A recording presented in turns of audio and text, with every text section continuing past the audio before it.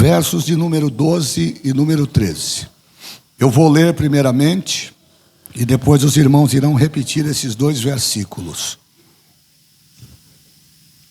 Portanto, tornai a levantar as vossas mãos cansadas e os joelhos desconjuntados, e fazei veredas direitas para os vossos pés, para que o que manqueja não se desvie inteiramente, antes seja sarado.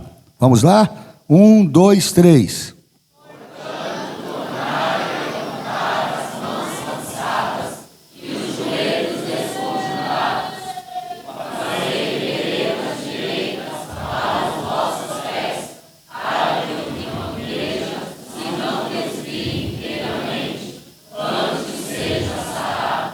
Amém, meus irmãos? Tome assento. O escritor aos Hebreus, após um período de exortação que ele constrói a partir dos primeiros versos do capítulo de número 12, ele faz com que estas orientações sejam no sentido de que a igreja aceite as correções que por ele estão sendo oferecidas por meio de um instituto que ele vai denominar de disciplina. Ele vai dizer que aquele que sai ou que quebra uma regra de conduta, de acordo com a palavra, deverá ser separado da comunidade dos santos e deverá, dentro desta separação, ser submetido a esse instituto que ele vai denominar de disciplina. E ele vai usar uma figura de linguagem para mostrar que a disciplina é aquela que normalmente nós aplicamos como pai em nossos filhos quando eles se rebelam contra nós.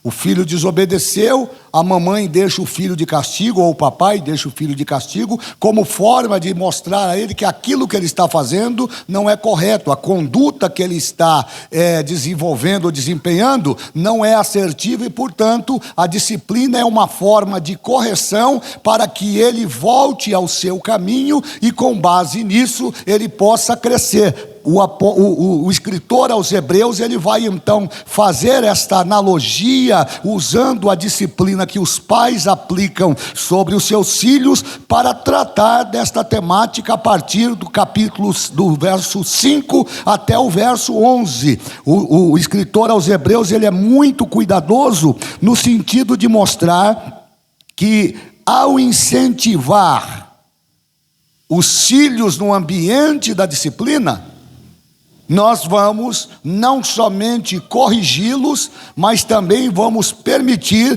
que eles continuem trilhando o caminho que é correto, o caminho que é necessário. O que é que me chamou a atenção nesse texto? E como a minha mensagem é uma mensagem de rápida reflexão, é também expositiva, eu poderia tematizá-la hoje dizendo o seguinte: aguenta mais um pouco. Essa é a mensagem do texto que nós acabamos de ler. O verso de número 12 e o verso de número 13 vão nos fazer refletir não só sobre a ambiência da disciplina, mas também da nossa caminhada enquanto homens e mulheres de Deus que buscam alcançar a glória celestial. Não, dito isto, o apóstolo São Paulo, escrevendo lá a sua carta aos Colossenses, ele faz afirmativas imperativas sobre a conduta e caminhada. A carta que ele escreve aos Filipenses, se não me engano, no capítulo 3, a partir do verso 10, ele traz de forma notória o trajeto da nossa vida espiritual e as dificuldades, os embaraços que estão sobre o nosso caminho ou que se opõem à nossa caminhada. No verso 10, por exemplo, no capítulo 3, Paulo faz uma autoafirmação: eu não julgo que já haja alcançado, mas uma coisa faço, é que me esquecendo esquecendo daquilo que para trás ficou e avançando para o que está diante de mim, prossigo para o alvo pelo prêmio da soberana vocação de Deus em Cristo Jesus. Paulo está dizendo que muitas das vezes os caminhos são bloqueados, muitas das vezes a nossa caminhada é interrompida por circunstâncias adversas que surgem para tentar nos desanimar. E aí o que a gente faz? A gente fica olhando para o problema ou a gente passa por cima do problema e continua caminhando? Então ele está dizendo no verso 10, eu não fico me baseando, eu não fico tratando, eu não fico alisando aquilo que me impediu de prosseguir. Eu consegui entender que isso deve ficar para trás, e quando isso fica para trás, me dá a possibilidade de avançar para aquilo que está diante de mim, e fazendo assim eu prossigo para o alvo pelo prêmio da soberana vocação de Deus em Cristo Jesus. Então o escritor aos Hebreus agora está incentivando a comunidade a não só considerar a importância dada ao instituto da disciplina, mas também mostrar que o ato de disciplina não deve nos parar, não deve nos bloquear, não deve nos impedir. Pelo contrário, deve nos fazer prosseguir. E aí tem uma grande responsabilidade, porque caberá à comunidade o incentivo daquele que foi disciplinado e daquele que foi afastado da comunhão e da interligação pessoal com esta comunidade. Caberá a você, que é membro do corpo, ajudar a cuidar daquele membro que foi machucado, que foi ferido e que agora, para que ele possa se recuperar, fica afastado das suas atividades. E é interessante porque o escritor aos Hebreus, ele vai construir aqui uma narrativa que me chamou muito a atenção. Ele vai no verso de número 12, depois de discorrer sobre a necessidade de olharmos para a nossa volta, de considerarmos que todos estão nos vendo. E eu achei muito interessante isso,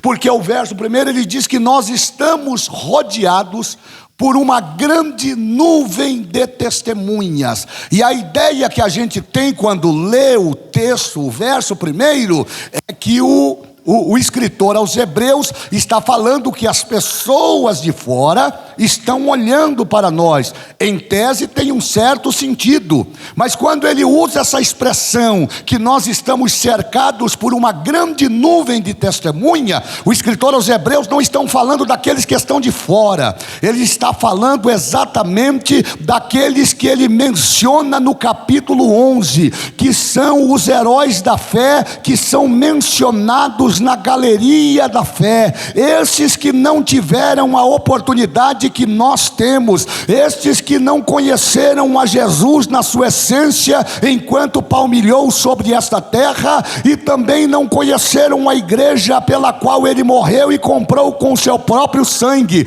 É estes que estão nos lugares celestiais, no paraíso, aguardando a redenção e o cumprimento da promessa, é que são as testemunhas. Eles estão rodeando, eles estão nos vendo, eles estão vendo a nossa conduta, estão vendo o nosso comportamento e estão vendo a nossa gratidão e o nosso grau de fé. Aí ele diz que nós que estamos cercados por uma tão grande nuvem de testemunhas, olha o que é que ele vai dizer: deixemos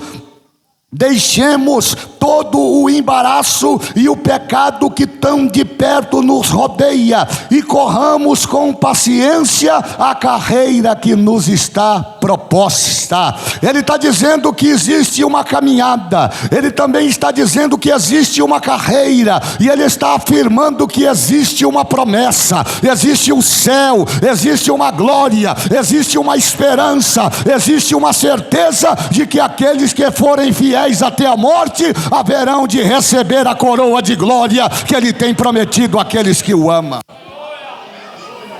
Mas o que é que me chama a atenção no texto? É que uma vez que ele está consolidando a ideia de que nós não devemos resistir à disciplina, que nós devemos cuidar da nossa vida espiritual no sentido de não nos embaraçarmos com as coisas dessa vida, no sentido de não nos deixar levar pelas circunstâncias que nos cercam. Ele também está considerando que todas as vezes que nós somos abatidos, nós nos sentimos fracos, debilitados, machucados, enfermos. E eu achei muito interessante, porque no verso de número 12, depois dele incentivar a comunidade a aplicar a disciplina de forma correta, assim como o pai disciplina o filho, o Senhor disciplina aqueles que o amam, ele agora vai dizer o seguinte: que os que estão com as suas mãos cansadas, os que estão fadigados, e ele vai usar aqui a figura das mãos, porque existe uma grande representatividade nesta declaração. Então ele vai dizer que aqueles que estão com as suas mãos cansadas, com os seus joelhos desconjuntados, eles não devem desanimar, eles não devem voltar atrás, eles devem entender que isso significa dizer que o fato de estar com a mão cansada, com o joelho desconjuntado, é consequência da árdua caminhada que nós temos ainda que percorrer. A nossa caminhada vai produzir em nós canseira, a nossa caminhada vai produzir em nós dificuldade, a nossa caminhada nos submeterá à aprovação, a nossa caminhada nos submeterá a situações contrárias e que muitas das vezes vão fazer as nossas mãos abaixarem, os nossos joelhos se cansarem. Mas aí ele está dizendo que aqueles que estão com as mãos cansadas, que aqueles que estão com os joelhos desconjuntados, não devem desistir do propósito e da promessa que ele tem nos feito. Pelo contrário, devem continuar perseverantes, aguardando a redenção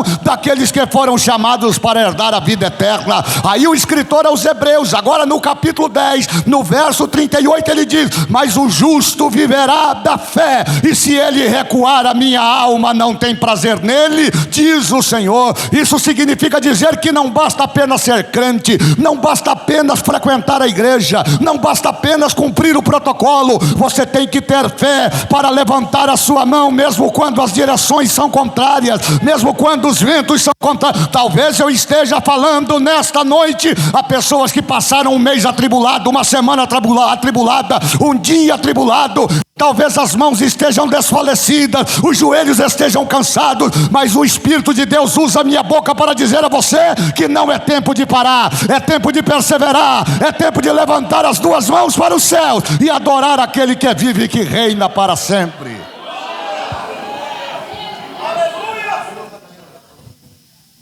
O que esse sermão busca fazer nesse contexto?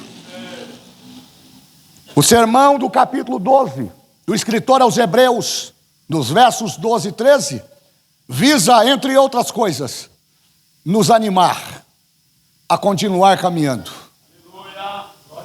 Vamos falar do cenário nacional.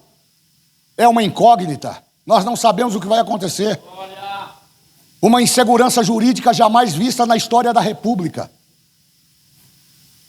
E nós temos que falar sobre isso, porque isso mexe com a vida de pessoas. Você não sabe o que vai acontecer amanhã. Vamos falar da situação das enfermidades que tem avassalado. Nunca vi tanta enfermidade como neste tempo. Vamos falar das nossas crises emocionais. Fiquei assustado agora no Mademp Brasil.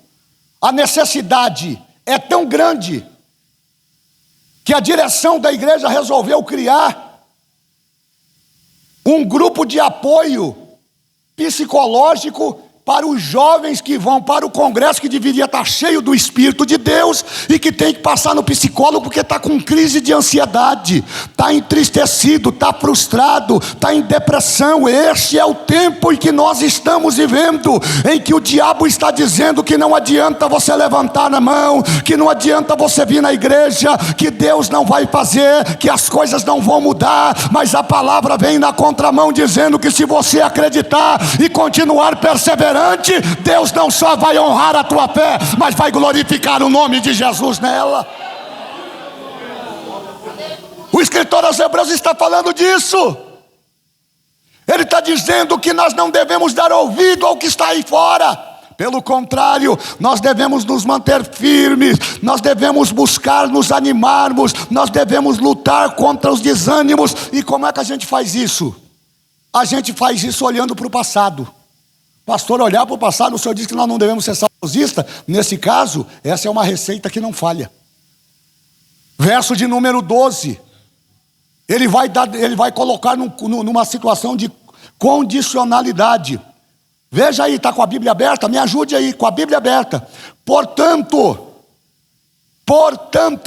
é opcional. Você faz se você quiser. Portanto, para os que estão cansados, tornai a levantar as vossas mãos cansadas e os joelhos desconjuntados. O que é que o escritor está dizendo aqui para parafrasear o texto e aplicar a exegese que a ele está direcionado? Ele está dizendo que as nossas lutas são tão grandes, que as nossas provações são tão grandes, que os desânimos são tão grandes, que muitas das vezes nós nos sentimos como se sentiu Moisés na batalha contra os amalequitas. Sabe o que é guerra, irmão? Sabe o que é guerra? Israel estava em guerra contra os inimigos, e o inimigo me parece que era superior naquele contexto.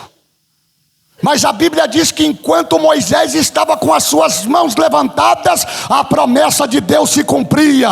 Em menor número, os inimigos eram varridos, mas o cansaço, olha para mim aqui, irmão, o cansaço, o desânimo, o perigo que nós estamos vivendo nesse tempo de tornar o nosso culto um culto mecânico, um culto monótono. A gente vem e não sente mais alegria, a gente vem mas não consegue mais cantar, a gente vem e não consegue mais levantar a mão. É mais um culto, mais uma reunião, é mais uma ceia, mas essa é a noite do renovo, essa é a noite que Deus nos traz aqui para dizer que Ele está conosco. Oh, meu Deus do céu! Dá uma olhada aí para o teu irmão. Dá um sorriso para ele de crente, e diz para ele: aguenta mais um bocadinho aí, aguenta mais um pouco. Vou embora da igreja, vou entregar o cartão, vou pedir demissão. Deus está dizendo: não é hora. Levanta a tua mão cansada, levanta a tua mão cansada, porque eu vou te dar vitória. Eita, que eu estou sentindo o papai aqui. É Bárcia.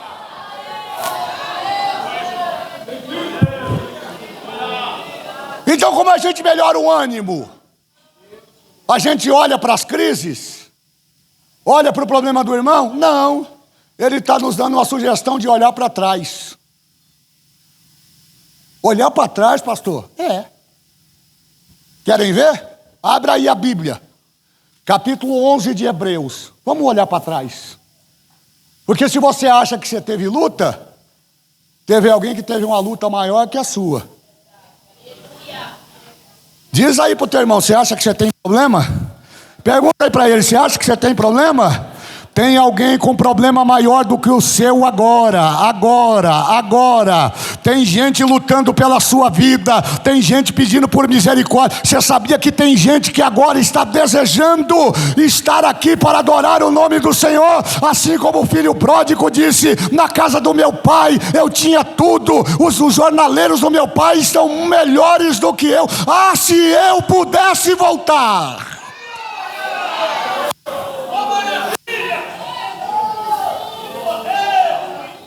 Não despreze a oportunidade e o lugar que Deus te deu para adorar.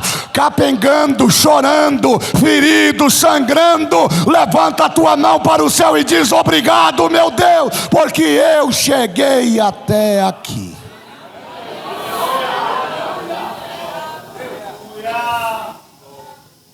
Hebreus capítulo 11, rapidamente. Alguém levanta e lê o verso 2 e o 4 para mim. Mas tem que ser correndo. Porque por ela os antigos alcançaram testemunho. Pela fé, Abel ofereceu a Deus maior sacrifício do que Caim, pelo qual alcançou o testemunho de que era justo, dando Deus testemunho dos seus dons, e por ela, depois de morto, ainda fala. Leu 5, 7 e 8, que eu gostei da sua voz.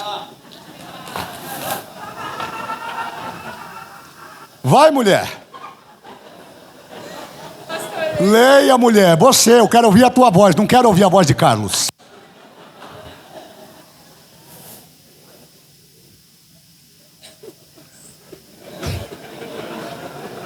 Ela ficou emocionada, irmão. Pintou um clima.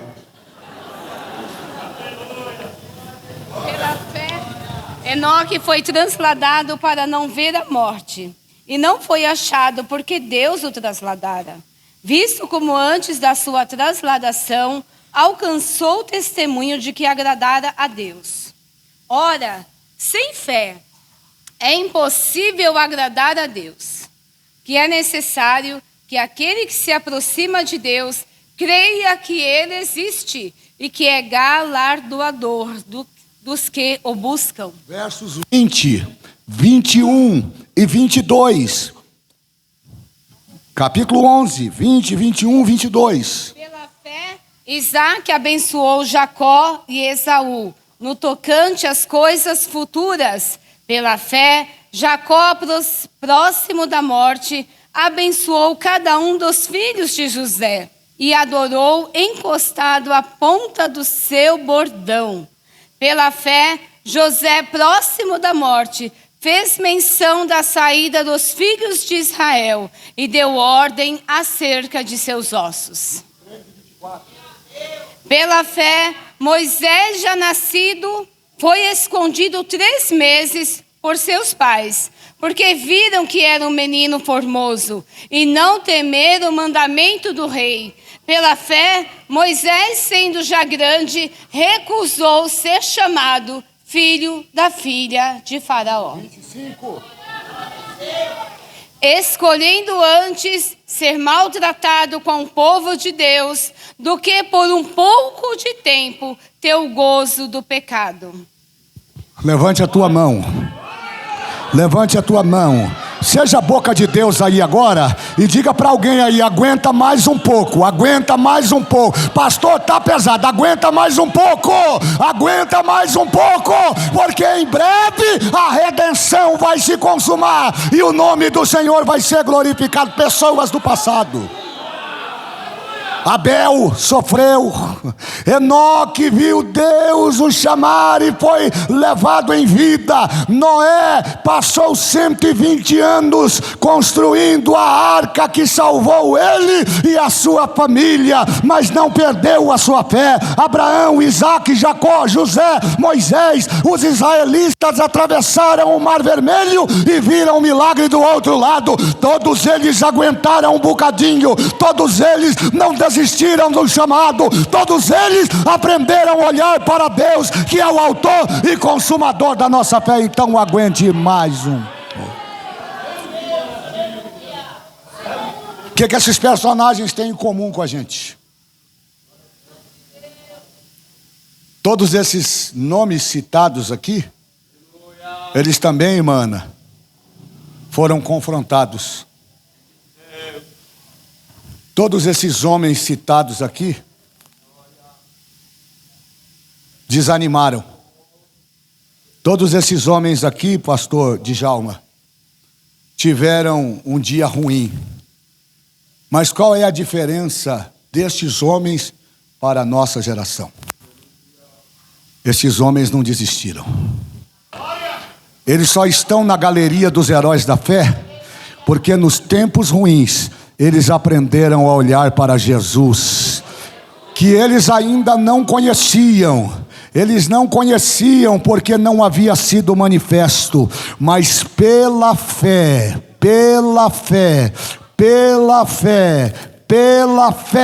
eles viram a vitória alcançada antes dela se manifestar. Então levante a tua mão nesta noite e acredite que o Deus dos céus é poderoso para fazer muito mais daquilo que você está pedindo e daquilo que você está pensando. Caminho para o encerramento. escritor aos Hebreus fala no verso 12 de mãos cansadas. Queria trabalhar isso aqui rápido.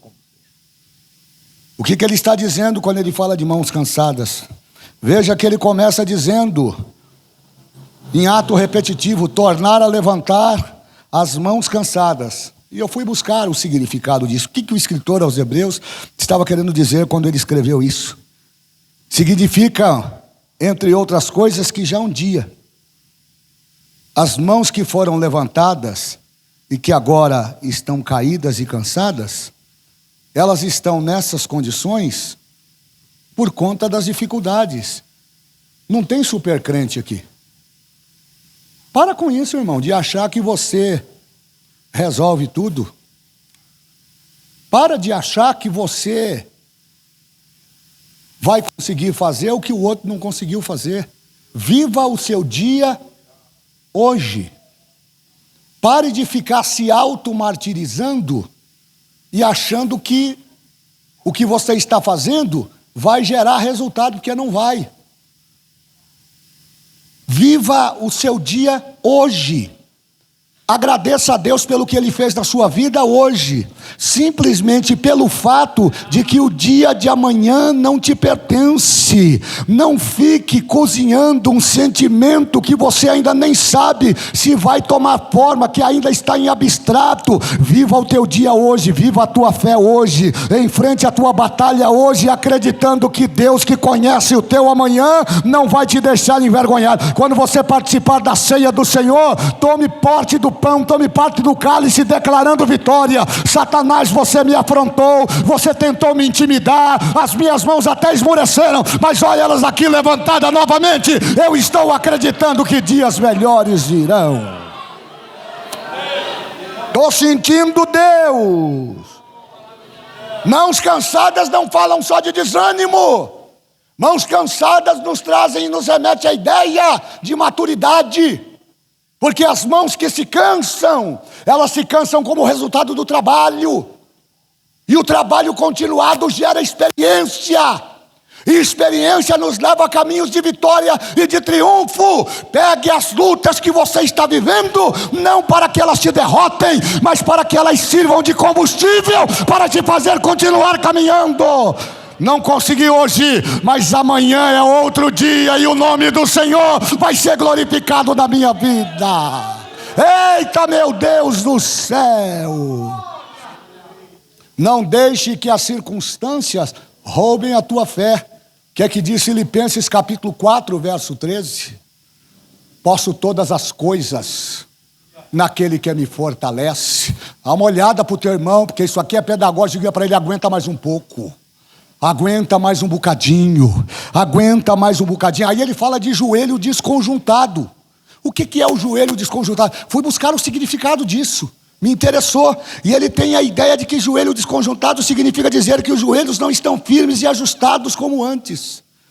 Quantos já tiveram essa sensação de que tem hora que a gente está perdendo o controle da situação?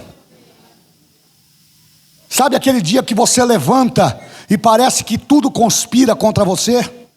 Parece que tudo que você coloca a mão dá errado. E o diabo está dizendo: isso é verdade, não vai dar certo. Mas ele está dizendo que esses joelhos desconjuntados, eles podem até apontar que você está de fato numa situação de bastante fragilidade, que você talvez não esteja firme, não esteja ajustado, mas o leão da tribo de Judá está aqui para te dar vitória. A primeira carta de Pedro, capítulo 5, verso 7, Pedro faz uma alta afirmação dizendo: lançai sobre ele toda a vossa ansiedade, porque ele tem cuidado de você. Seja a boca de Deus aí na vida deste crente agora e diga: aguenta mais um pouco, porque Deus está cuidando de você, está cuidando da tua casa, está cuidando da tua família, está cuidando dos teus negócios, está cuidando do teu emprego, está cuidando da tua saúde. Ele está cuidando de você. Isso equivale a dizer, meus irmãos, que lutas, batalhas já foram enfrentadas, mas agora nós precisamos manter os nossos joelhos dobrados.